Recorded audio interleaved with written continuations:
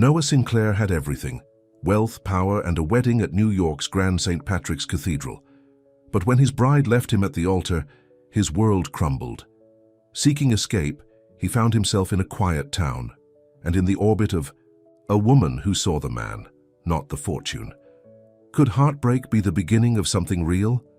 Before we get into the story, comment below where in the world you are watching from today. The magnificent St. Patrick's Cathedral in New York City was packed with over 300 guests. White roses and orchids decorated every corner, and a string quartet played softly in the background. Noah Sinclair, standing tall in his custom black tuxedo, checked his watch for the third time in 5 minutes. "Relax, man. Victoria is just being fashionably late," said James, Noah's best friend and best man, patting him on the shoulder. "That's what brides do." Noah nodded, but couldn't shake the uneasiness in his stomach. At 35, he was finally taking the plunge after years of focusing only on his business empire. The Sinclair name was attached to luxury hotels around the world, and financial magazines regularly featured him on their covers. But today wasn't about business. Today was supposed to be about love. Victoria Hartwell, daughter of a senator, had swept into Noah's life at a charity gala 18 months ago. Beautiful, sophisticated, and from the right social circle, she seemed perfect. His parents, especially his father, William Sinclair, couldn't have been more pleased. "She's the right kind of woman for a Sinclair," his father had said after meeting her. The cathedral doors opened and Noah's heart jumped. But it was just a late guest. 20 minutes had passed since the ceremony was supposed to start. Whispers began circulating among the guests. Noah's phone buzzed. It was a text from Victoria's maid of honor. "She wants to talk to you. Come to the bride's room now." "Something's wrong," Noah muttered to James before heading to the back of the cathedral. When he entered the bride's room, Victoria was still in her robe, her wedding dress hanging untouched on the wall. Her makeup was perfect, but her eyes were cold. "Noah," she said, not getting up from her chair, "I can't do this." The world seemed to stop. "What are you talking about? If you're nervous—" "I'm not nervous," Victoria interrupted. "I've been thinking about this for weeks. I thought I could go through with it, but I can't." Noah felt like someone had punched him in the stomach. "Weeks? You've been having doubts for weeks, and you wait until now with everyone out there." "I'm sorry," she said, but her voice lacked emotion.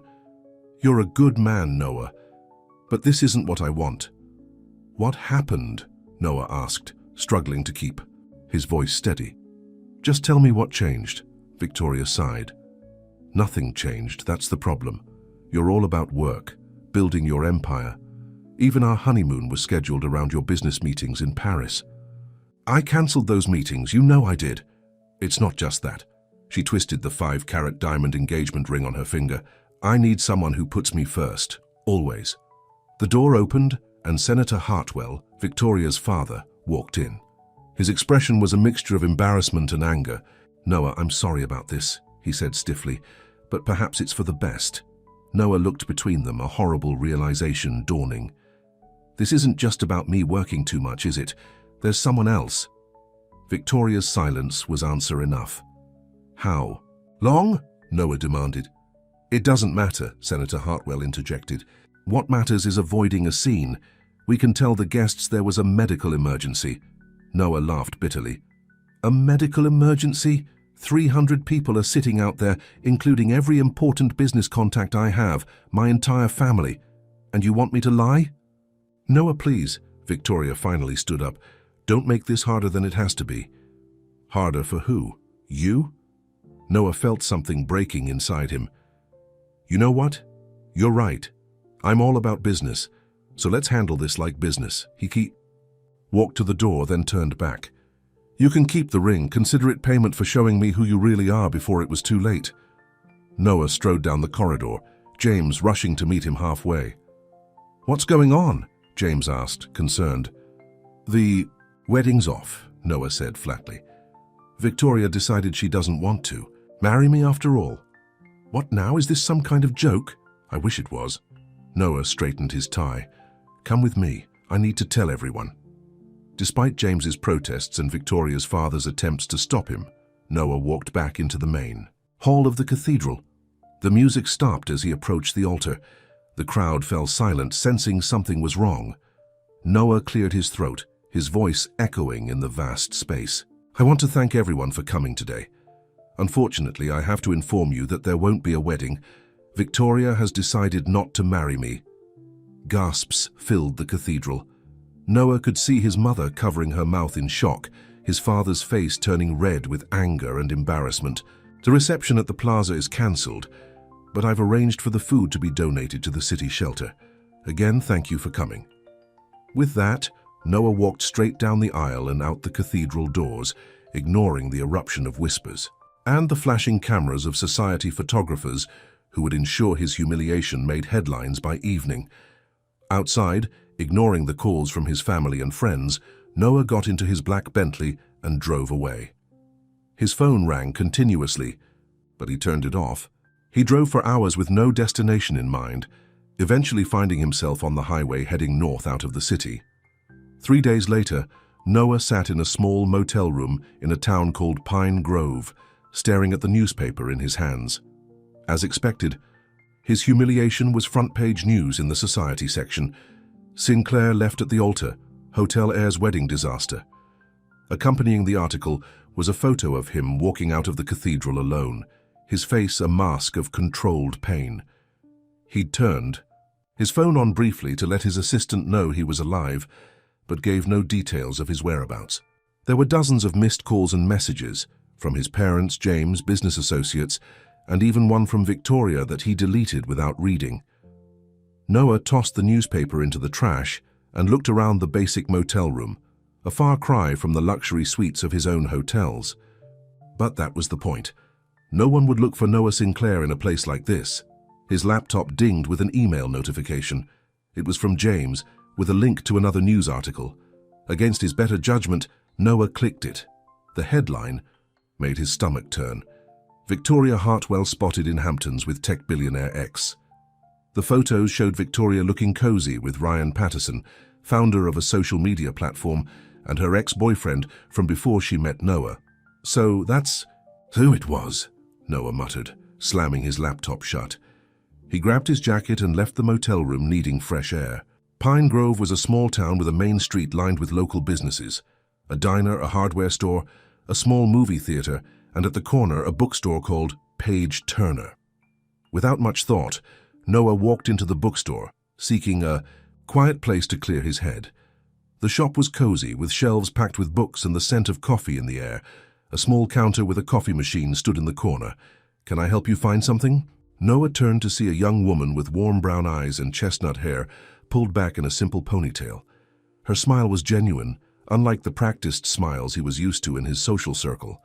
Just browsing, he replied, his voice rough from lack of use over the past few days. Take your time, she said. I'm Leah, by the way. If you need recommendations, I'm full of them, whether you want them or not. She smiled again, a dimple appearing in her right cheek. Thanks, Noah managed, turning toward a shelf of fiction. Books. He picked up a novel randomly, not really seeing the title, just needing something to occupy his hands. From the corner of his eye, he watched Leah help an elderly customer find a mystery novel, chatting easily about the author's other works. There was something refreshing about her, an authenticity that seemed rare in his world. After selecting a book he thought might distract him, Noah approached the counter where Leah was now arranging a display of new releases. Found something good? She asked, taking the book from him. I hope so, Noah said, glancing at the title he'd chosen. The Great Alone by Kristen Hanna. Oh, excellent choice, Leah said enthusiastically. It's about survival and resilience in Alaska. Pretty intense in parts, but beautiful. Noah nodded, suddenly interested in the book he'd picked randomly. Sounds appropriate. Leah rang up his purchase. Are you visiting Pine Grove? I don't think I've seen you around before. Just passing through, Noah said, not ready to explain more. Well, the coffee shop across the street makes a great apple pie if you're hungry. The diner down the block has better meals, though. Noah handed her his credit card, forgetting for a moment that it had his full name on it. Leah glanced at it, then at him, but her expression didn't change. Either she didn't recognize his name or she was good at hiding it. Thanks for the recommendations, Noah said, taking his book and receipt. "Enjoy your book, Mr. Sinclair," Leah said, that genuine smile appearing again. "Come back and tell me what you think when you're done." For the first time in days, Noah felt the corner of his mouth twitch upward in the shadow of a smile. "Maybe I will." That night in his motel room, Noah started reading the novel. The story of a family facing harsh conditions in the Alaskan wilderness made his own problems seem different, if not smaller. He read until his eyes grew heavy, finally falling into the first restful sleep he'd had since the wedding disaster. The next morning, Noah found himself walking back to the main street of Pine Grove. He told himself it was for coffee, but his feet led him straight to Paige Turner. Through the window, he could see Leah arranging books on a display table. Despite everything, he felt drawn to the small bookstore and the woman whose smile seemed to hold no agenda. As he opened the door, the small bell above it jingled. Leah looked up and her face brightened with recognition. "Mr. Sinclair, back already? Don't tell me you finished that book overnight." Noah felt the weight on his shoulders lighten just a little. "Not quite," he admitted. "But I thought I might need another one soon, and maybe a recommendation for a place to stay that's not the Pine Grove Motel." Leah leaned on the counter, that dimple appearing again as she smiled. "Well, you're in luck. Book recommendations and local knowledge are my specialties." For the first time since leaving the cathedral, Noah felt something other than humiliation and anger. It was small, barely noticeable, but it was there, a tiny spark of interest in what tomorrow might bring. Unknown to Noah, as he chatted with Leah about local accommodations, his assistant was already tracking his credit card activity. By evening, his family would know exactly where to find him. But in this moment, in the quiet bookstore in Pine Grove, Noah Sinclair was just a man talking to a woman who saw nothing but another human being in need of a good book and perhaps a friendly face. Noah woke up in his new accommodations, a small but charming guest house on Maple Street that Leah had recommended. It was owned by an older couple, the Johnsons, who didn't seem to recognize him or his last name. The quiet simplicity of the place was exactly what he needed. His phone buzzed. It was James again. "You can't ignore everyone forever," James said when Noah finally answered. "Your parents are worried sick. The board members are asking questions and the press won't stop calling." "Let them talk," Noah said, staring out the window at the small garden behind the guest house. "I needed to get away." "I get that. But hiding in some small town isn't going to fix anything. Your father is threatening to step back into the CEO position if you don't return soon." Noah gripped the phone tighter. William Sinclair had officially retired 3 years ago, but he still wielded considerable influence. "He can't do that. He's saying it's a mental health leave. Noah, you need to come back and show everyone you're fine." "Maybe I'm not fine," Noah admitted, surprising himself with his honesty. "I just got humiliated in front of everyone I know. I found out my fiancée was probably cheating on me with her ex. I think I'm entitled to some time away." "Of course you are," James softened his tone. "But at least tell your mother you're okay. She doesn't deserve to worry." Noah sighed. "Fine, I'll call her. But I'm not coming back yet." After a brief, emotional call with his mother where he promised he was safe and just needed time, Noah decided to walk into town. He found himself heading toward the bookstore again. Inside Paige Turner, Leah was helping a group of children pick out books. Her face lit up with enthusiasm as she described different stories, making each one sound like an adventure waiting to happen. The children hung on her every word, clearly charmed by her excitement. Noah waited by a shelf, pretending to browse while watching the scene. When the children left with their parents, Leah spotted him and smiled. "Mr. Sinclair, how's the guest house working out for you?" "Please, call me Noah," he said, realizing he preferred the way his name sounded without the weight of his last name. "And the guest house is perfect. Thank you for the recommendation." "You're welcome, Noah," she said, emphasizing his first name with another smile. "Did you finish your book already?" "Almost. It's helping," he admitted. Leah seemed to understand what he meant. Books have a way of giving us perspective. Sometimes it's easier to process our own feelings through someone else's story. A customer approached the counter with a question, and Leah excused herself. Noah watched as she helped the woman find a cookbook, chatting easily about recipes and local ingredients. When she returned, Noah found himself asking, "Do you own this place?" Leah nodded proudly. "For about 3 years now. It was my dream since I was a kid. My grandmother left me just enough money to make a down payment, and I took a big risk. Some months are tighter than others, but I love it." Noah looked around the store with new eyes, noting the thoughtful organization, the comfortable reading nook in the corner, and the carefully curated displays. "You've done a great job. It feels welcoming." "That's the highest compliment you could give me," Leah said, that dimple appearing again. "What about you? What do you do when you're not passing through small towns?" Noah hesitated. For the first time in years, he was enjoying being seen as just a person, not the Sinclair heir. "I work in hospitality," he said vaguely. "Like hotels?" Leah asked. "Something like that," Noah replied, relieved when another customer entered, saving him from further explanation. "Well, since you're sticking around, you should know we have a book club meeting tonight at 7, Leah said as she moved toward the new customer. "Nothing fancy, just discussion and snacks.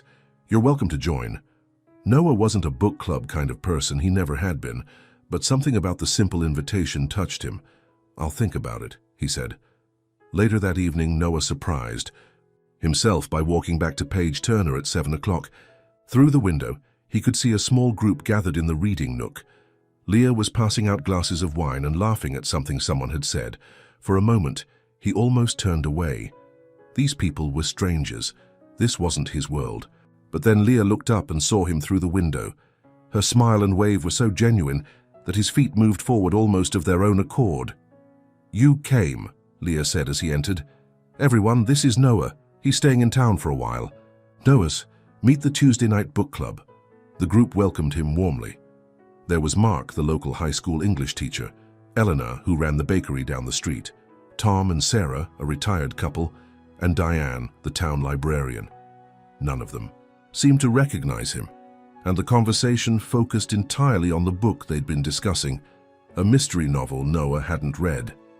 "Don't worry," Leah whispered, handing him a glass of wine.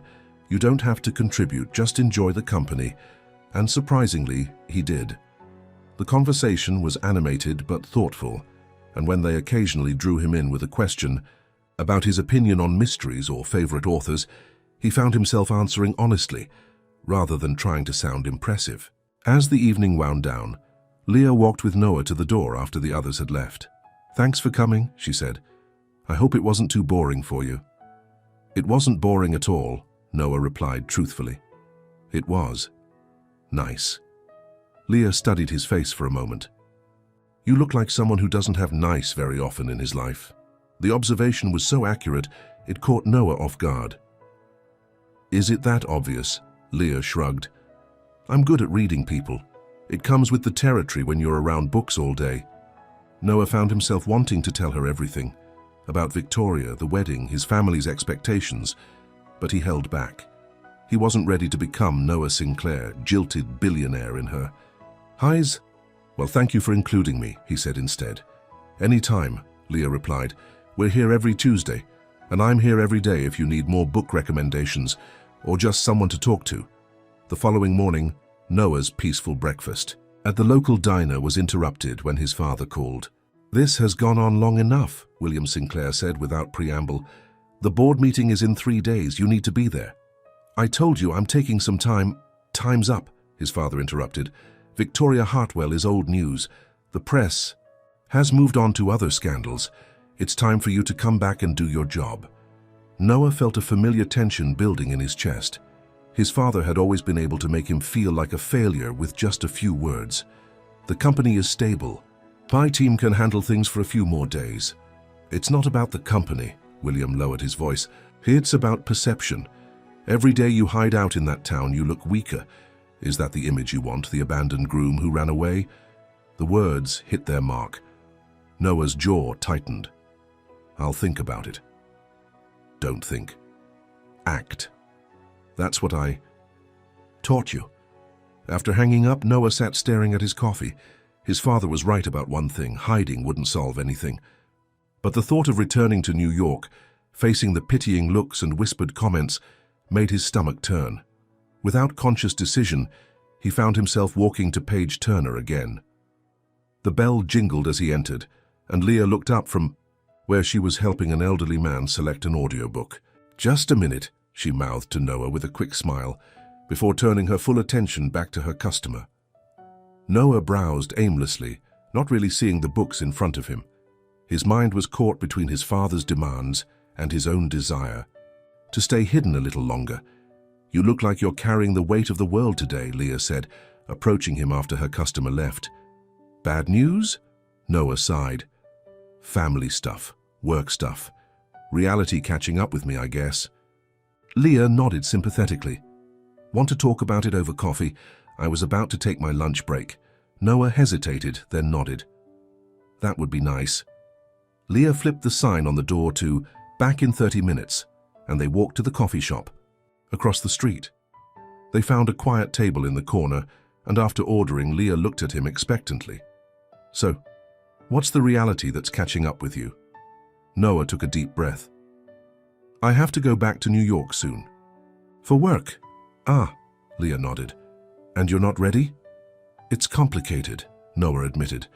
"Most things worth talking about are," Leah said, thanking the waitress as their coffee arrived.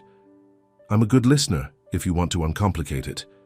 Something about her open expression made Noah want to trust her. Maybe it was because she was a stranger. Maybe it was because she seemed genuinely interested without any agenda. "I was supposed to get married last week," he said finally, the words feeling strange on his tongue. "But my fiancée changed her mind at the last minute, with everyone already at the cathedral." Leah's eyes widened. "Oh, Noah, I'm so sorry. It was..." He searched for words. "Humiliating doesn't begin to cover it." "So you came here to escape," Leah said softly. "That makes sense now." Noah nodded. "I needed to get away from the gossip.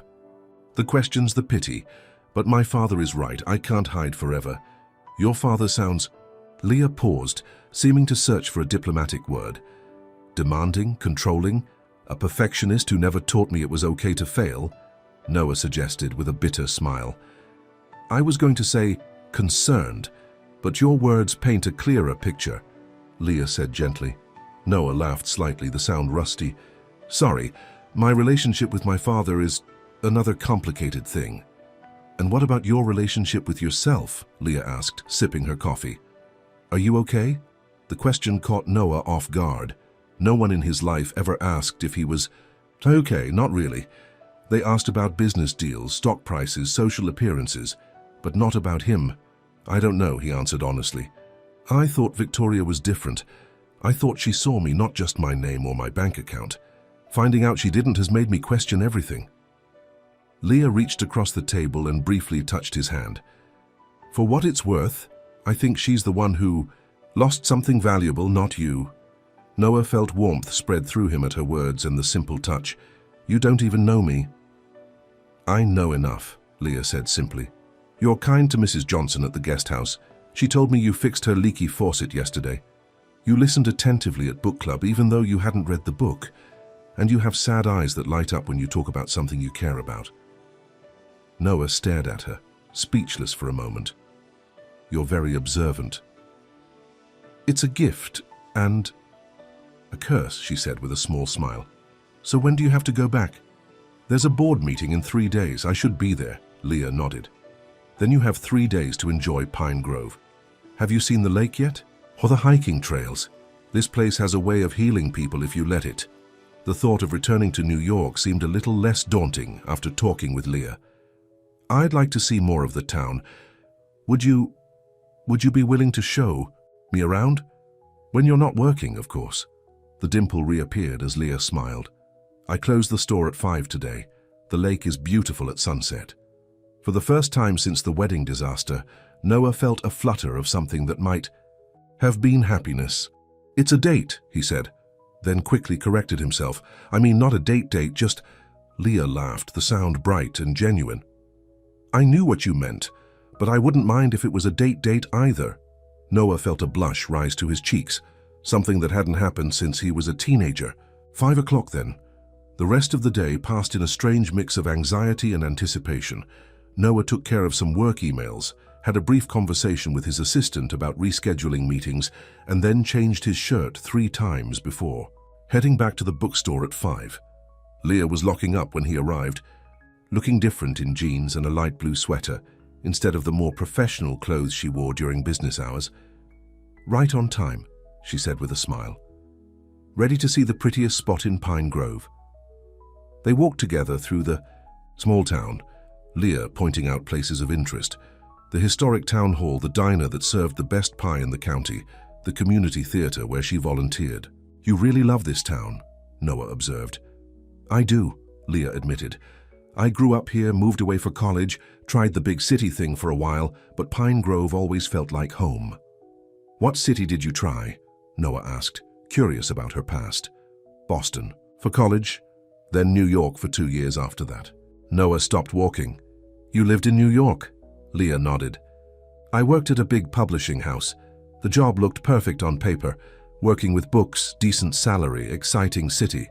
But I was miserable. The pace, the pressure, the constant competition. It wasn't me." "So you came back here and opened your own bookstore," Noah finished for her. "Exactly. Much less money, much more happiness." She looked at him curiously. "You work in New York too, don't you?" Noah nodded, not elaborating. "It suits some people," Leah continued, "just not me." They reached the lake just as the sun was beginning to set. The water reflected the orange and pink sky, and a small wooden dock extended into the calm surface. "What did I tell you?" Leah said, gesturing to the view. "Pretty spectacular, right?" Noah had seen views from penthouses, mountaintop resorts, and private islands, but there was something about this simple lake, with its perfect reflection of the sky, that touched him deeply. "It's beautiful," he agreed, his voice soft. They sat at the end of the dock, feet dangling above the water, watching the colors deepen. As the sun sank lower, neither felt the need to fill the silence with words. Finally, Leah spoke. "Whatever's waiting for you back in New York, you'll handle it. You're stronger than you think." Noah turned to look at her, struck by how the fading light illuminated her profile. "How can you be so sure? You barely know me." Leah met his gaze. "Because hurt people have 2 choices. Let the pain make them harder, or let it make them more compassionate.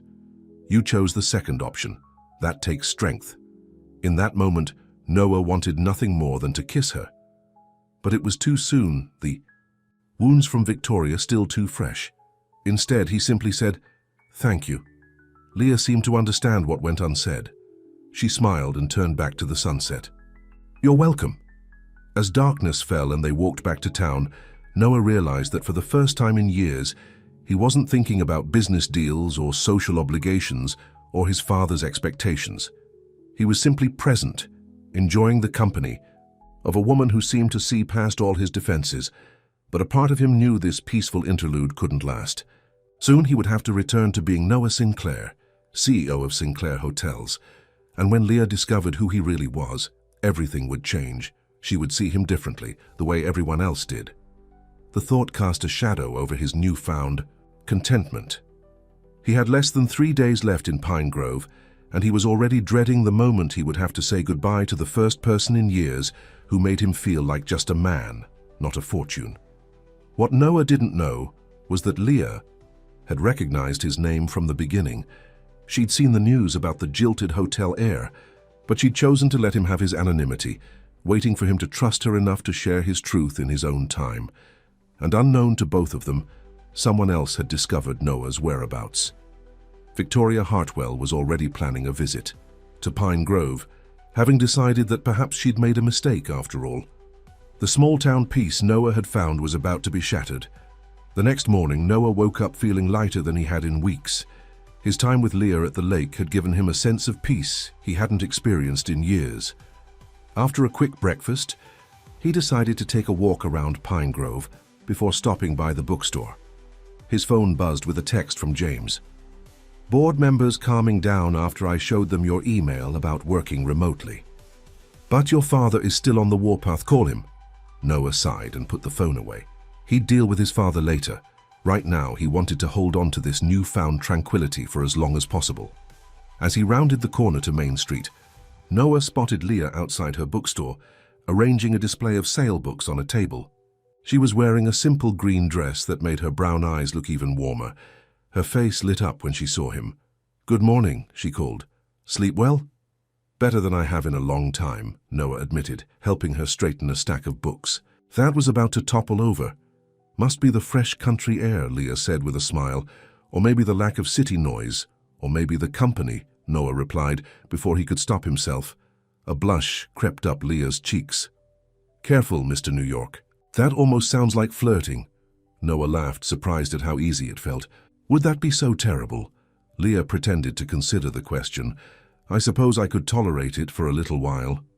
The moment was interrupted by Noah's phone ringing loudly. His father's name flashed on the screen. "You should probably get that," Leah said, noticing his expression. "I need to open the store anyway. Come by later if you want." Noah nodded, answering the phone as Leah disappeared inside. "Hello, Father." "I've given you space," William Sinclair said without preamble. "I've respected your need to process what happened, but this has gone on long enough." Noah walked away from the bookstore, not wanting Leah to overhear. "I'm handling my responsibilities remotely. The company is fine. This isn't just about the company, and you know it. The annual charity gala is this weekend. The Sinclairs have hosted it for 30 years. Your absence would be noticed and commented on." Noah had completely forgotten about the gala. It was one of the biggest social events of the year, raising millions for children's hospitals across the country. "I've already told everyone you'll be there," his father continued. "The press release went out yesterday." "You had no right to do that," Noah said, anger rising in his voice. "I had every right. I'm still chairman of the board, and this event is crucial for our public image. Victoria and her family will be there, by the way." Noah felt like he'd been punched in the stomach. "What? Why would they be invited after what happened?" "The Hartwells are major donors. We can't exclude them because of your personal issues." "This is business, Noah. I taught you to separate the two." Noah paced along the sidewalk, fighting to control his temper. "You're unbelievable." "I'm practical," William countered, "and it's time you remembered how to be as well. A car will pick you up tomorrow morning to bring you back to the city. I'm not a child. You can't just send a car for me like I'm being picked up from summer camp. Then stop acting like a child hiding from his problems. Be at the gala, Noah. Show everyone that a Sinclair doesn't break no matter what." The call ended, leaving Noah seething. His peaceful morning had been shattered.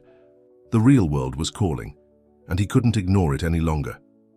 Later that afternoon, Noah returned to the bookstore. It was busy with customers, so he browsed quietly, waiting for a chance to talk to Leah. He watched as she helped a young mother find books for her children, her patience and genuine interest in matching each child with the right book evident in every recommendation. When the rush finally died down, Leah approached him. "You look troubled. Bad phone call?" Noah nodded. "My father, I have to go back to New York tomorrow. There's an event I can't miss." "Oh," Leah's disappointment was visible before she masked it with a smile. "Well, we knew you couldn't stay in Pine Grove forever." "I wish I could," Noah said, surprising himself with his honesty. "These few days have been... I don't know how to explain it. It's like I could breathe again." Leah leaned against a bookshelf. "Pine Grove has that effect on people. It's simple here, uncomplicated." "It's not just the town," Noah said, meeting her eyes. "It's you, Leah. You've shown me kindness without wanting anything in return. That's rare in my world." Leah looked away, a conflict visible on her face. "Noah, there's something I should tell you." The bell above the door jingled as a customer entered, interrupting whatever Leah had been about to say. "Sorry," she said. "Hold that thought." Noah nodded, and Leah went to help the new customer. He wandered through the store, thinking about what he wanted to say before he left town. Just a few days, this woman had come to mean something to him. The thought of going back to New York without telling her how he felt seemed wrong. When Leah finished with the customer, Noah approached her again. "Have dinner with me tonight, before I leave. There's a lot I want to tell you." Leah hesitated, then nodded. I'd like that. The Italian place down the street is actually pretty good. I close at 7. I'll pick you up here at 7:15, Noah said, relief washing over him. That evening, Noah dressed carefully in the best clothes he had brought to Pine Grove, dark jeans and a blue button-down shirt. He arrived at the bookstore right on time and found Leah waiting, wearing a simple black dress that made her look elegant and approachable at the same time. The Italian restaurant was small but charming, with checkered tablecloths and candles in empty wine bottles. After they ordered, Noah took a deep breath. Before I go back to New York, there's something I need to tell you, he began. I haven't been completely honest about who I am. Leah looked down at her wine glass. Noah, Please, let me finish, he said gently. My name is Noah Sinclair. My family owns Sinclair Hotels. The wedding that didn't happen was supposed to be the social event of the season. It made all the papers when Victoria left me at the altar. He waited for her reaction. Shock, surprise, maybe the calculating look he'd seen in so many people's eyes when they realized how wealthy he was. Instead, Leah met his gaze steadily. I know who you are, Noah. I recognized your name the first day you came into my store. Now it was Noah's turn to be shocked. You knew? All this time? Leah nodded. I saw the news. Your picture was everywhere for a few days. Why didn't you say anything? Noah asked, confused. Because you clearly came here to escape all that. You wanted to be just Noah, not Noah Sinclair of the Sinclair Hotels. I figured you'd tell me when you were ready. Noah sat back, processing this revelation. So all this time, when we talked, when you showed me the lake, you knew exactly who I was. I knew your name and what happened at your wedding, Leah clarified. That's not the same as knowing who you are. I've been getting to know that person, the man who fixes Mrs. Johnson's faucet and reads Kristen Hanna novels and loves watching the sunset. Noah felt a mix of emotions, relief that he didn't have to explain his past, amazement at Leah's discretion, and a growing warmth in his chest as he realized she had seen him as just a man all along. Thank you, he said simply. For giving me that. Leah smiled. Everyone deserves to be seen for who they really are. And who am I, Leah? When you look at me, what do you see? I see a kind man who's been hurt, who's lived his life trying to meet other people's expectations, who's smart and funny when he lets his guard down, who has more depth than he gives himself credit for. Her words touched something deep inside him. In that moment, Noah realized he was falling for this woman who ran a small bookstore in a town he'd never heard of 2 weeks ago. I don't want to go back, he admitted. For the first time in my life, I'm considering walking away from everything, the company, the responsibilities, all of it. Leah reached across the table and took his hand. That's the fear talking. You'd regret it. Eventually, your life in New York is part of who you are too. But everything's different now. I see things differently after being here, after meeting you. Then take that perspective back with you, Leah suggested. You don't have to choose between being Noah Sinclair, CEO, and being the man I've gotten to know here. You can be both. Noah squeezed her hand. Will you come to New York, visit me? I want to show you my world, the way you've shown me yours. Before Leah could answer, Noah's phone rang. He glanced at it, ready to ignore the call, but froze when he saw James's name. I'm sorry, I need to take this. It's my best friend, and he wouldn't call unless it was important. Leah nodded understanding as Noah answered. James, I'm in the middle of dinner. Victoria is on her way to find you, James interrupted, his voice urgent. She had some big fight with Ryan Patterson, and now she's telling everyone she made a huge mistake. Her assistant let slip that she found out where you are and took the company helicopter an hour ago. Noah felt the blood drain from his face. Victoria is coming here, to Pine Grove. Across the table, Leah's eyes widened. Yes, and that's not all, James continued. She's bringing a reporter from Society Pages with her. She's planning to make a big public apology and ask for another chance, all documented for a feature story. This can't be happening, Noah said, running a hand through his hair.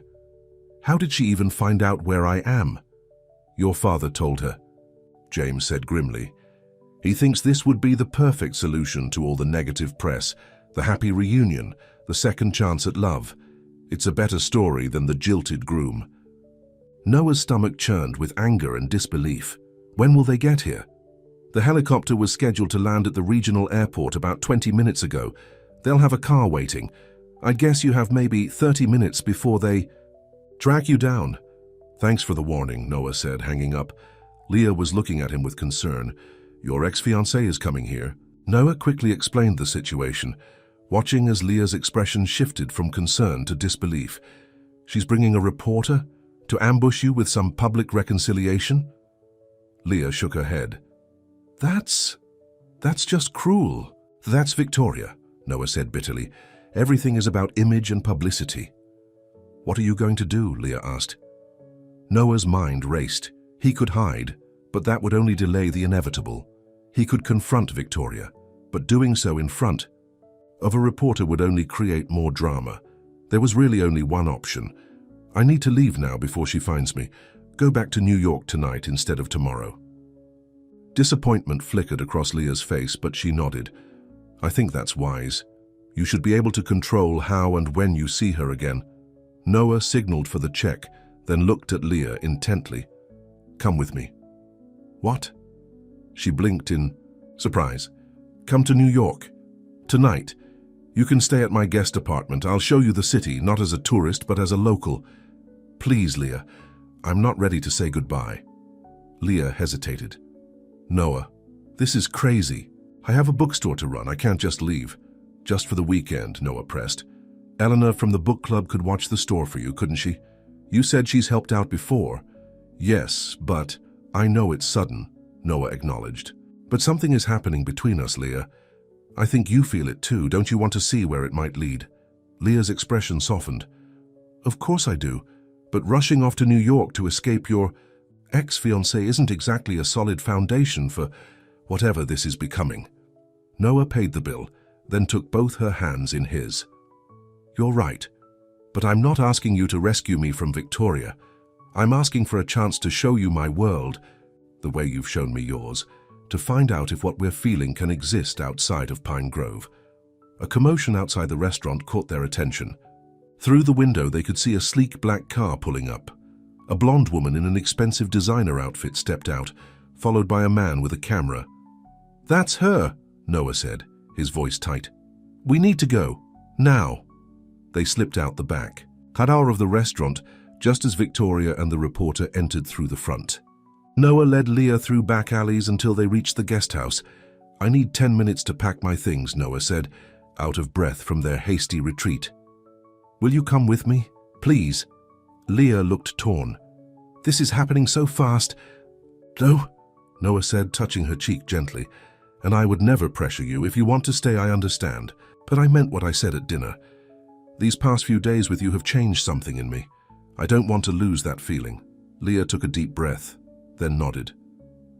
Okay, I'll come. But just for the weekend.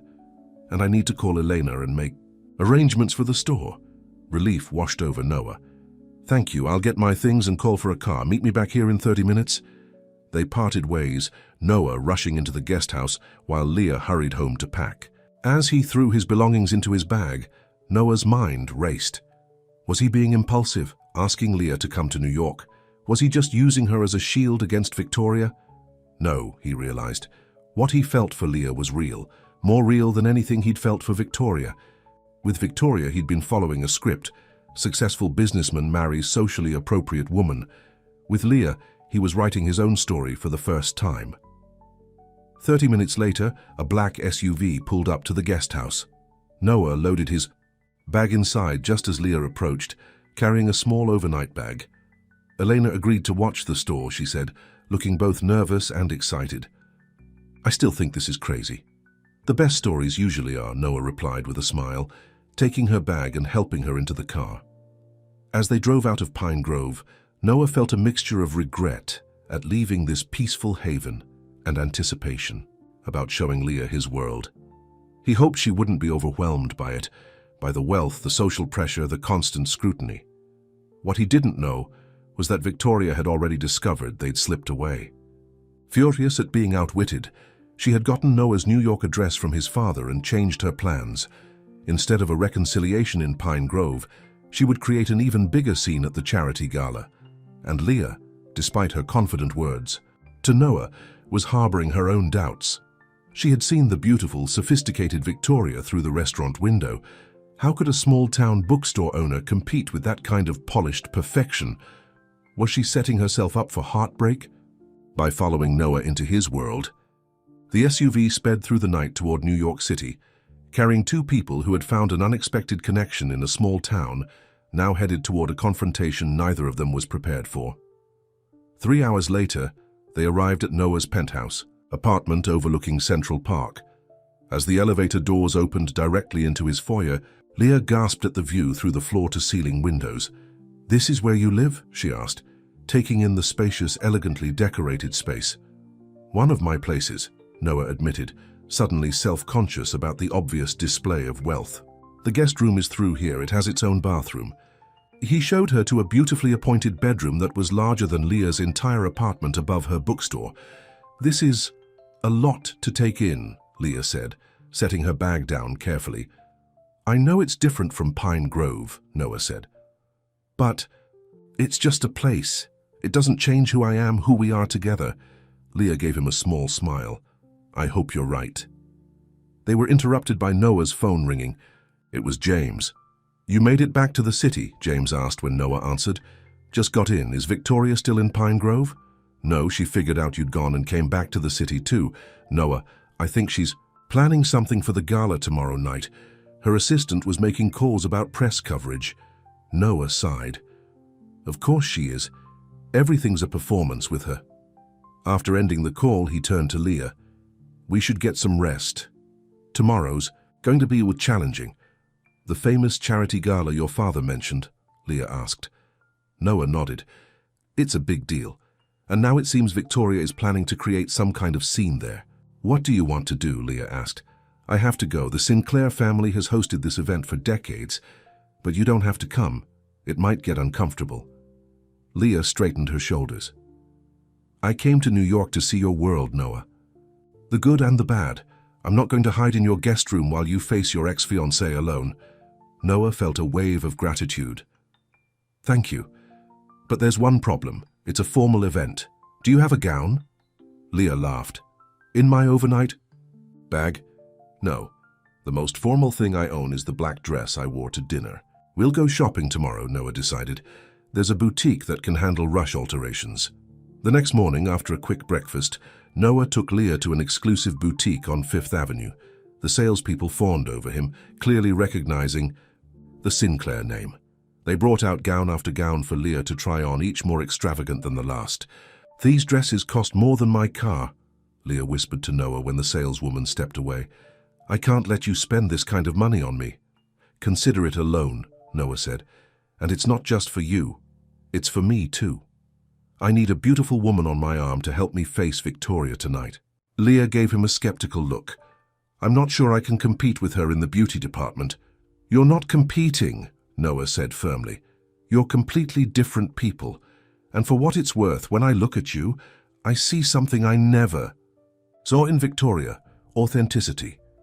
After trying on several gowns, Leah finally emerged in a deep emerald silk that complemented her brown eyes and chestnut hair perfectly. It was elegant, but not ostentatious, striking the perfect balance between sophisticated and natural. "That's the one," Noah said, his voice soft with admiration. As evening approached, Leah grew noticeably nervous. Noah found her in the guest room, already dressed in the emerald gown, staring out the window at the city lights. "Second thoughts?" he asked gently. Leah turned to him. "A few. I feel like I'm way out of my depth here, Noah. Your world is so different from mine." Noah, handsome in his tuxedo, crossed the room to stand beside her. "Remember what you told me in Pine Grove? That I don't have to choose between being Noah Sinclair, CEO, and the man you got to know there? That I can be both?" Leah nodded. "Well, the same is true for you here. You don't have to be anyone other than Leah Carter, the woman, who runs a beautiful bookstore and sees people for who they really are."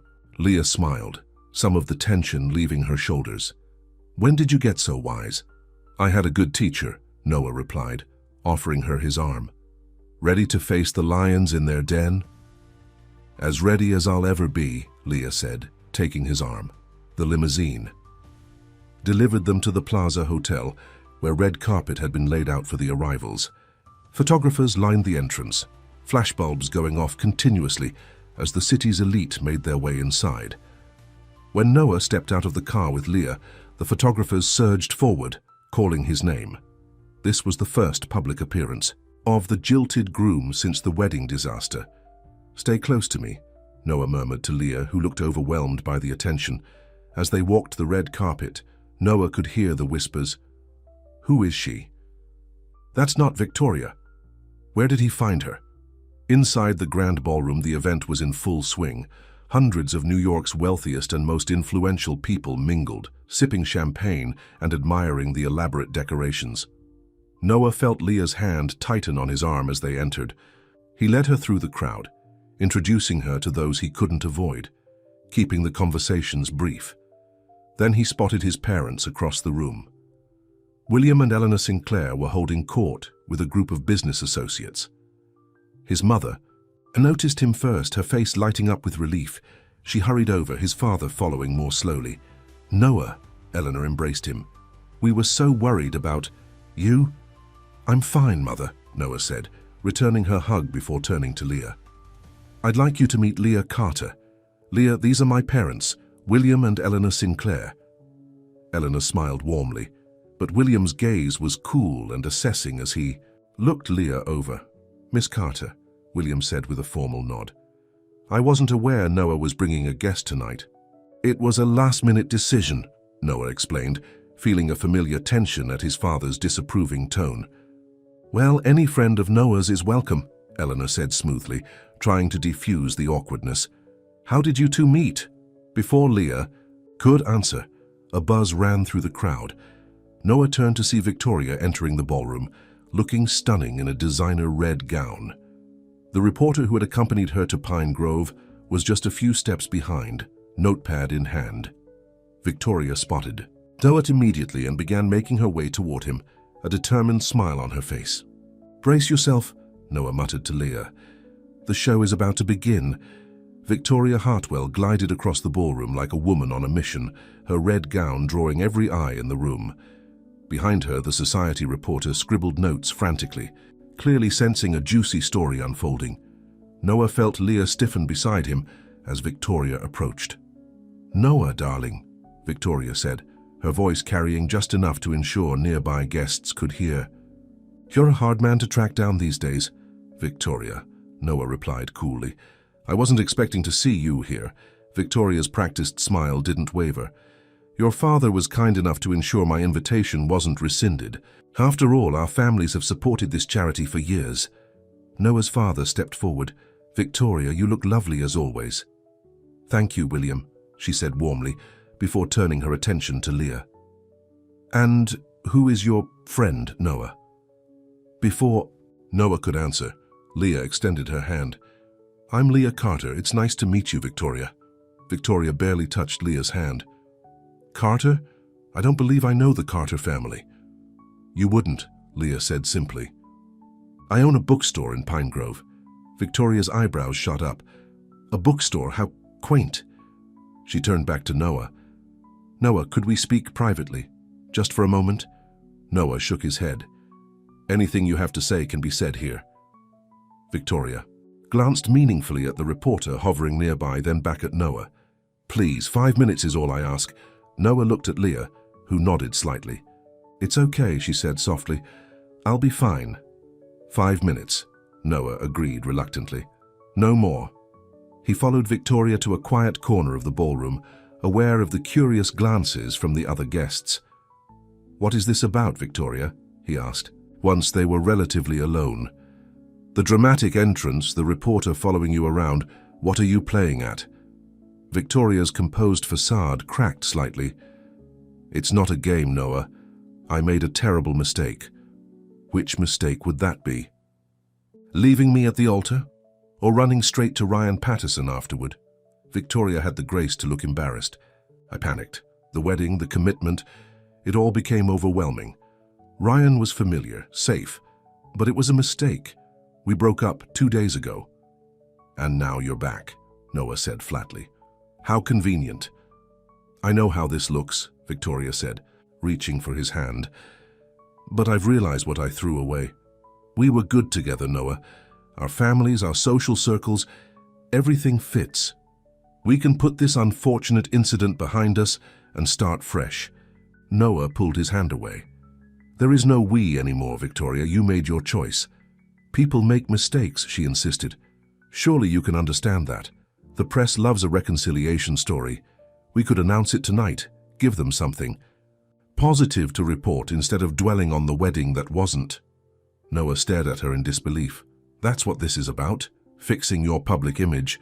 It's about fixing us, Victoria countered. Don't tell me you've fallen for that small-town girl after a few days. What could she possibly offer you that I can't? She doesn't belong in our world, Noah. Noah looked across the room to where Leah stood talking with his mother. Even in the designer gown, she looked different from the other women there. Less polished, perhaps, but more genuine. While she was clearly out of her element, she carried herself with quiet dignity. You're wrong, he said quietly. She belongs wherever she chooses to be. And right now, she's chosen to be here with me. Victoria's expression hardened. Don't be naive. She's with you because you're Noah Sinclair. Do you think she'd look twice at you if you were just another tourist? Passing through her little town? The question struck a nerve. It was the same doubt that had plagued Noah since meeting Leah. Would she care about him if he weren't wealthy and powerful? Your 5 minutes are up, Noah said, turning to walk away. Victoria grabbed his arm. Wait, the reporter wants a statement from both of us. I've already suggested we're discussing a reconciliation. You did what? Noah pulled away from her grip. Victoria, there is no reconciliation. It's over. It was over the moment you left me standing at the altar. Don't make a scene, Victoria hissed, glancing around at the nearby guests. Think about how this looks. I don't care how it looks, Noah replied. For once in my life, I'm more concerned with how it feels. And this, us, feels wrong. He walked away, leaving Victoria fuming. As he made his way back to Leah, the reporter intercepted him. Mr. Sinclair, is it true you and Miss Hartwell are considering a reconciliation? Noah stopped, aware that his answer would be in every gossip column by morning. He looked past the reporter to where Leah was watching him, her expression a mixture of concern and trust. No, he said clearly. Victoria and I are not reconciling. Our relationship is firmly in the past. The reporter scribbled frantically. And the woman you brought tonight, Leah Carter, is it? Is she your new girlfriend? Noah hesitated, not wanting to put a label on whatever was growing between them. Miss Carter is someone very special to me. That's all I have to say for now. He continued toward Leah, who had been joined by James. His friend gave him a questioning look as he approached. Everything okay? James asked. Better than okay, Noah answered, feeling as though a weight had been lifted from his shoulders. Victoria wanted a public reconciliation. I declined. Good for you, James said with approval. She's been working the room, telling everyone it was just pre-wedding jitters and you two are working things out. Well, we're not, Noah said firmly. Leah, I'm sorry about that. Don't apologize, Leah said, touching his arm gently. You handled it well from what I could see. My son has always been diplomatic, Eleanor Sinclair said, rejoining them. Even as a child, he could diffuse tense situations. Unlike his father, James muttered, making Leah smile. Speaking of his father, Noah noticed William Sinclair in deep conversation with the reporter who had been following Victoria. The older man's expression was stormy. Excuse me, Noah said. I need to have a word with my father. He crossed the room quickly, arriving just as the reporter walked away. What was that about? Noah asked. William's jaw was tight. Damage control.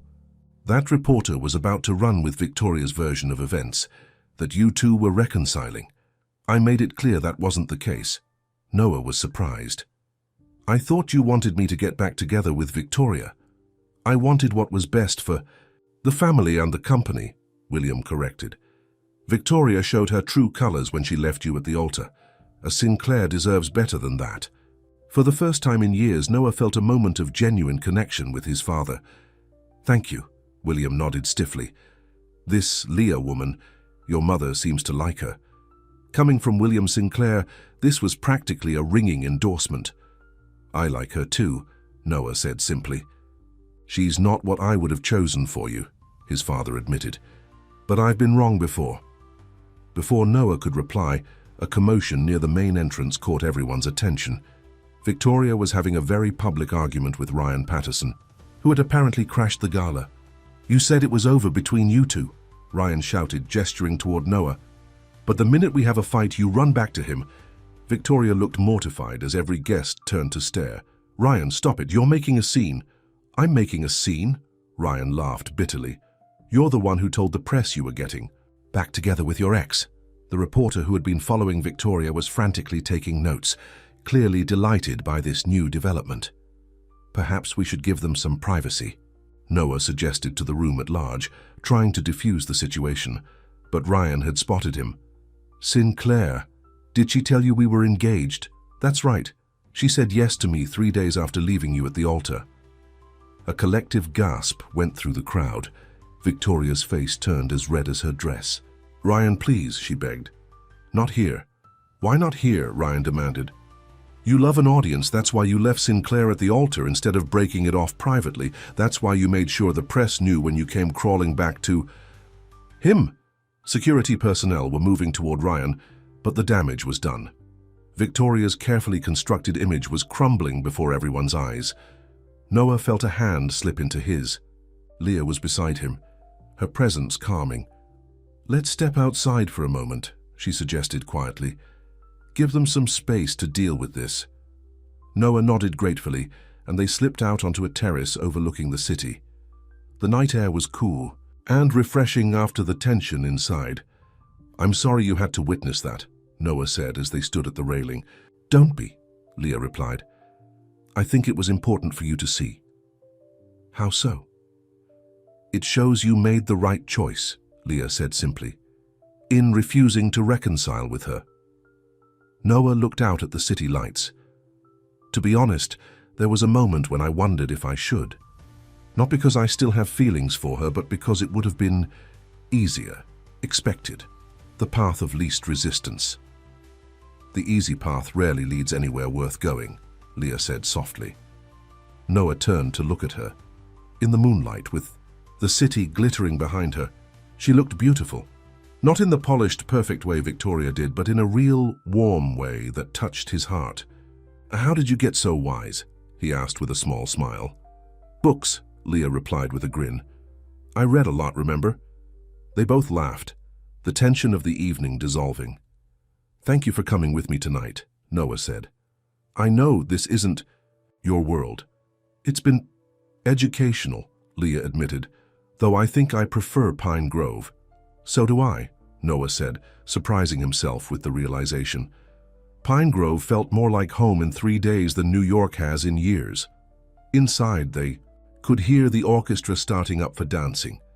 The drama with Victoria and Ryan had apparently been contained, the gala continuing as planned. "Would you like to dance?" Noah asked, offering his hand. "I'm not very good at it," Leah warned him. "Neither am I," Noah confessed. "I always stepped on Victoria's toes. She hated it." Leah took his hand. "I promise not to complain if you step on mine." They returned to the ballroom, where couples were already dancing. Noah led Leah onto the floor, pulling her gently into his arms. She fit against him perfectly, and they moved together to the music, not with technical precision but with a natural harmony. From across the room, Noah saw Victoria watching them, her expression a mixture of anger and regret. Ryan had apparently been escorted out. She turned away when she caught Noah's eye. "Your ex-fiancée is watching us," Leah murmured. "Let her watch," Noah replied. "I'm exactly where I want to be." As they danced, Noah found himself thinking about the future. Would Leah want to stay in New York? Would she be happy here? Could he divide his time between the city and Pine Grove? For the first time in his life, he was considering rearranging his priorities around something other than business or family expectations. "What are you thinking about?" Leah asked, noticing his distraction. "Us," Noah answered honestly. "What happens after tonight?" "I go back to Pine Grove tomorrow," Leah reminded him gently. To my bookstore and my life there. Noah nodded. And I have responsibilities here, but I don't want this to end. It doesn't have to, Leah said. Pine Grove is only a few hours away. Long-distance relationships are hard, Noah said. So is running a bookstore, Leah countered with a smile. But some things are worth the effort. The music ended and Noah led Leah off the dance floor. James approached them looking apologetic. Sorry to interrupt, but Senator Matthews is asking to speak with you, Noah. It's about the hotel project in Washington. Noah looked torn. This was an important business connection, but he didn't want to leave Leah alone. Go, Leah encouraged him. I'll be fine. I saw a dessert table that was calling my name anyway. I'll be quick, Noah promised, squeezing her hand before following James. Leah made her way to the dessert table, admiring the elaborate pastries and chocolates. As she reached for a strawberry tart, a voice spoke beside her. He'll break your heart, you know. Leah turned to find Victoria standing there, her perfect makeup slightly smudged from crying. Excuse me, Leah said. Noah, Victoria clarified. He's not capable of putting someone else first. His work will always come before you. Leah considered the beautiful, bitter woman before her. Is that why you left him at the altar? Because he put work first? Victoria laughed humorlessly.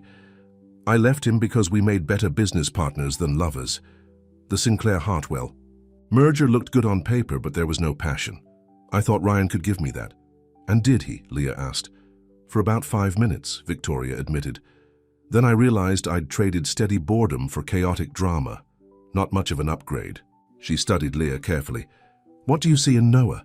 The question caught Leah off guard. I see a kind man who's been living his life according to others' expectations. Someone who has depth and warmth that he rarely gets to show. Victoria seemed surprised by the answer. Well, maybe you know a different Noah than I did. For your sake, I hope so. She picked up a chocolate truffle. Enjoy the gala, bookstore girl, and enjoy Noah while you can. As Victoria walked away, Eleanor Sinclair approached. Don't let her bother you, Noah's mother said kindly. Victoria always did have a flair for drama. I'm fine, Leah assured her. She just gave me something to think about. Eleanor took a small plate and selected a pastry. You know, I've watched my son with you tonight. He seems lighter, more himself. He's a good man, Leah said. Yes, he is, Eleanor agreed. But he doesn't always remember that. His father and I, well, we've pushed him hard, expected perfection. Sometimes I worry we've made him forget how to just be happy. She looked directly at Leah. He seems happy with you. We've only known each other a short time, Leah pointed out. Sometimes that's all it takes, Eleanor said with a small smile. William and I got engaged after knowing each other for 3 weeks. 53 years later, here we are. She patted Leah's hand. I'm not trying to pressure you. I just wanted you to know that you have a friend in this room, regardless of what happens between you and Noah. Leah was touched by the unexpected kindness. Thank you. Across the room, Noah was concluding his conversation with Senator Matthews when his father joined them. The senator tells me you've convinced him about the rooftop garden for the Washington property, William said after the politician moved on. Good work. It was the right design choice, Noah replied. Environmentally and aesthetically, William nodded. I agree. I wouldn't have thought of it, though. He paused. You've been making some interesting choices lately. Noah tensed, expecting criticism, such as refusing to reconcile with Victoria. Bringing Miss Carter tonight, William sipped his scotch, standing your ground on the Washington design. All choices I'm comfortable with, Noah said carefully. As you should be, his father surprised him by saying, You're the CEO now, not me. It's time I remembered that. Noah stared at his father, wondering if he'd heard correctly. You've never had a problem reminding me of my responsibilities before. Perhaps I've focused too much on the responsibilities and not enough on the authority that comes with the position, William admitted. Your mother has been telling me for years that I need to let you run the company your way. And you're finally listening to her, Noah asked skeptically. Let's just say recent events have been illuminating. William looked across the room to where Leah was chatting with Eleanor. That young woman of yours, she has good instincts. When Victoria was making a scene, she suggested you step outside rather than engage. That was the right call. Yes, it was, Noah agreed, still trying to process this new, almost approving version of his father. Don't look so shocked, William said dryly. I'm capable of admitting when I'm wrong. Rarely, but it happens. He finished his drink. Now go rescue your date from your mother before Eleanor starts showing her baby pictures of you. Noah made his way back to Leah, who was indeed looking at something on Eleanor's phone and laughing. Should I be worried? He asked as he approached. Your mother was just showing me pictures of your first business venture, a lemonade stand when you were 6, Leah said, her eyes twinkling. Apparently you charged extra for premium cups. Entrepreneurial from the start, Eleanor said proudly, patting her son's cheek. I'll leave you two alone now. Leah, it was lovely talking with you. As Eleanor walked away, Noah took Leah's hand. Ready to get out of here? We've made our appearance, fulfilled our social obligation.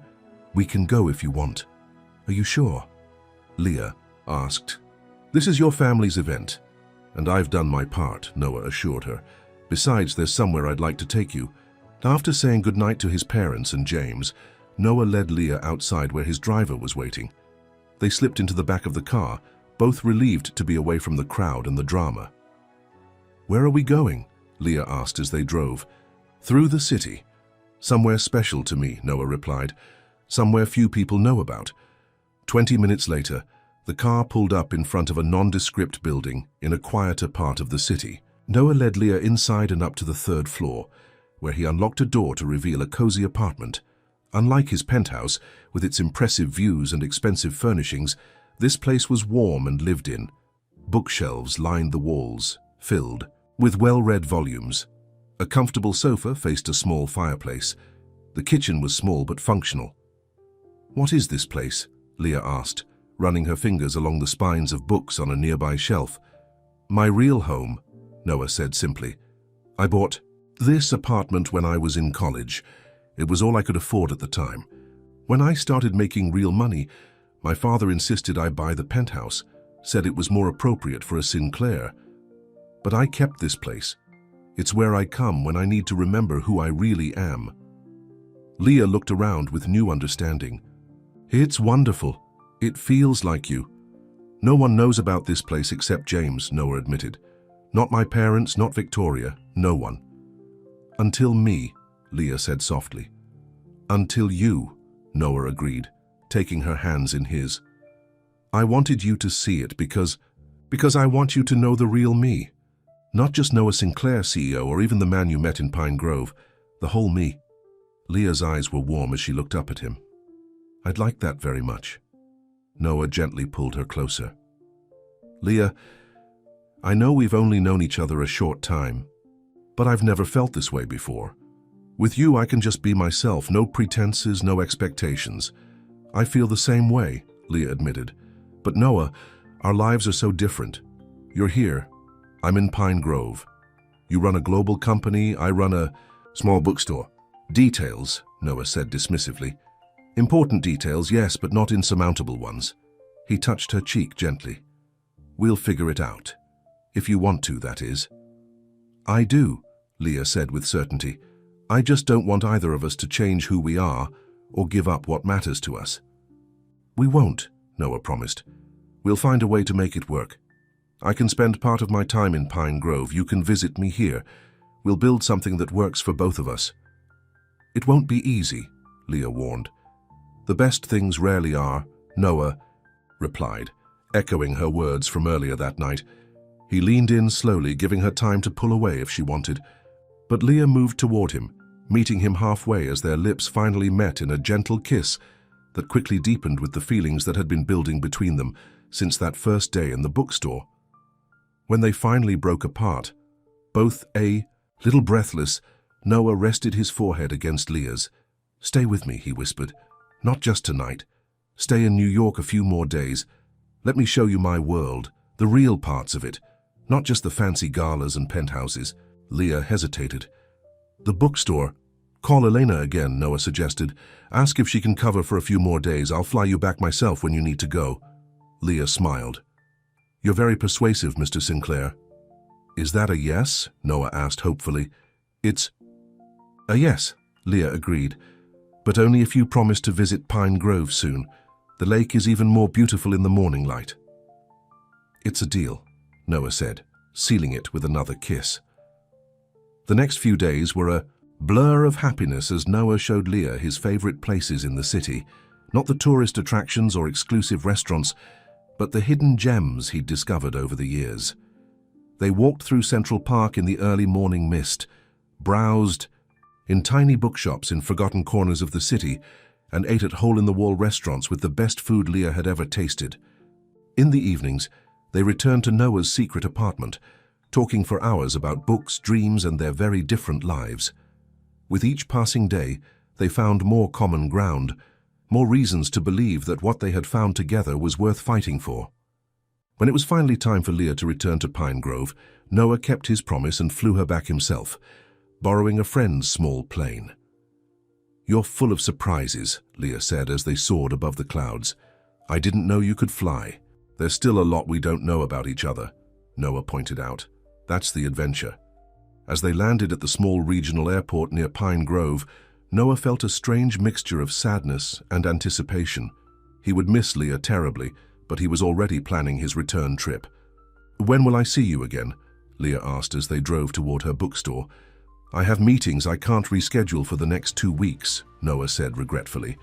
"But after that, I'm all yours for a long weekend." 2 weeks, Leah repeated. "We can handle that. And there's always phone calls and video chats," Noah reminded her, "though it won't be the same." When they reached the bookstore, Leah unlocked the door, breathing in the familiar scent of books and coffee. "Home sweet home," she said with a smile. Noah looked around the cozy space that had changed his life. "It really is." They spent the afternoon together, Leah checking on everything while Noah helped her restock shelves and set up a new display. When evening came, he reluctantly prepared to leave, needing to fly back before dark. "These past few days have been the best of my life," Noah said as they stood outside the bookstore, reluctant to say goodbye. "Mine too," Leah agreed, her eyes shining with unshed tears. "But this isn't an ending. It's just a pause." Noah pulled her into his arms. "The first of many pauses in a very long story, I hope." "The best stories have chapters where the characters are apart," Leah said. "It builds anticipation for when they're together again." "Always the book lover," Noah said with a tender smile. "Always," Leah agreed, standing on tiptoe to kiss him goodbye. As Noah drove back to the airport, he reflected on the incredible turn his life had taken. The day Victoria had left him at the altar had seemed like the worst day of his life. Now, he saw it for what it truly was, the beginning of a much better story. Back in New York, work consumed Noah's days, but his evenings were filled with long phone calls with Leah. They talked about everything and nothing, learning each other's histories, dreams, and daily lives. True to his word, Noah returned to Pine Grove 2 weeks later, and then again the following month. Leah visited New York when she could arrange coverage for the bookstore. With each visit, their bond grew stronger. 6 months after they met, Noah was sitting in a board meeting when a proposal for a new boutique hotel came across his desk. The location caught his eye immediately, a lakefront property just outside Pine Grove. That evening, he called Leah with excitement in his voice. "How would you feel about having a Sinclair hotel in Pine Grove?" "Are you serious?" Leah asked. "Isn't Pine Grove a little small for your usual properties?" "We've been looking to develop a line of smaller, more intimate boutique hotels," Noah explained. "And there's this perfect property by the lake, the one you showed me that first day. Noah Sinclair, are you building a hotel in my town just so you have an excuse to visit more often?" Leah teased. "Partially," Noah admitted with a laugh. "But it's also a sound business decision. That area is perfect for a retreat-style property. And—" He hesitated. "And what?" Leah prompted. "And it would give me a reason to spend at least half my time there. With you." Leah was silent for a moment. "Noah, are you saying what I think you're saying?" "I'm saying I love you, Leah Carter," Noah said, the words coming easily. "I think I've loved you since that day you recommended The Great Alone, and saw nothing but another human being who needed a good book. I love you too," Leah said, her voice full of emotion. "But a hotel is a big commitment." Not as big as the commitment I want to make to you, Noah replied. The hotel is just a practical solution to the geography problem. The real question is, do you think you could share your life with me, not just weekends and phone calls, but a real life together? Are you proposing? Leah asked, half joking, half serious. Not yet, Noah said honestly. When I do, it won't be over the phone, but I am asking if you're open to the possibility, to building something permanent together. Yes, Leah said without hesitation. I am definitely open to the possibility.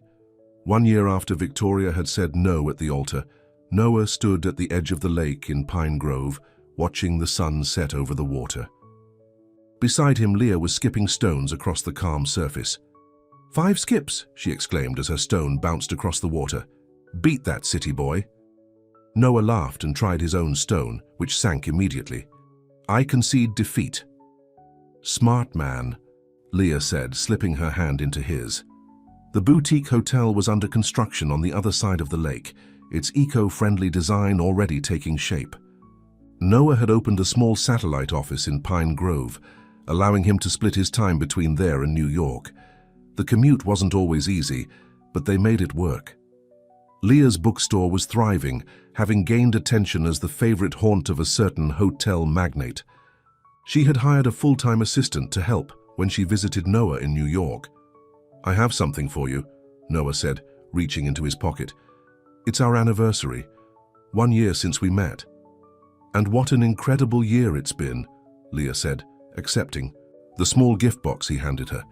Inside was a delicate silver bookmark engraved with the words, "Every love story is beautiful, but ours is my favorite." Oh, Noah, Leah said, running her finger over the engraving. It's perfect. There's something else, Noah said, suddenly nervous. He took the bookmark from her and turned it over. On the back was engraved a single question. Will you marry me? When Leah looked up from reading it, Noah was down on one knee, holding a ring, not an ostentatious diamond like Victoria's had been, but a unique emerald that matched both Leah's eyes and the gown she had worn to the gala. Leah Carter, this past year has shown me what true love really is. It's not about society expectations or business connections. It's about finding the person who sees you for who you really are and loves you anyway. You've given me a home, not in a place, but in your heart. Will you marry me? Tears filled Leah's eyes as she nodded. Yes, Noah. Yes, I will.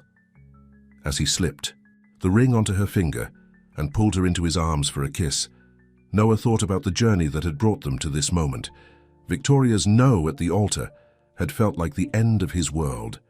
But it had actually been the beginning of something far better, a love based on truth, understanding, and genuine connection. Sometimes, he realized, what seems like your worst moment can actually be the first step toward your greatest happiness. All you need is the courage to keep moving forward, one page at a time.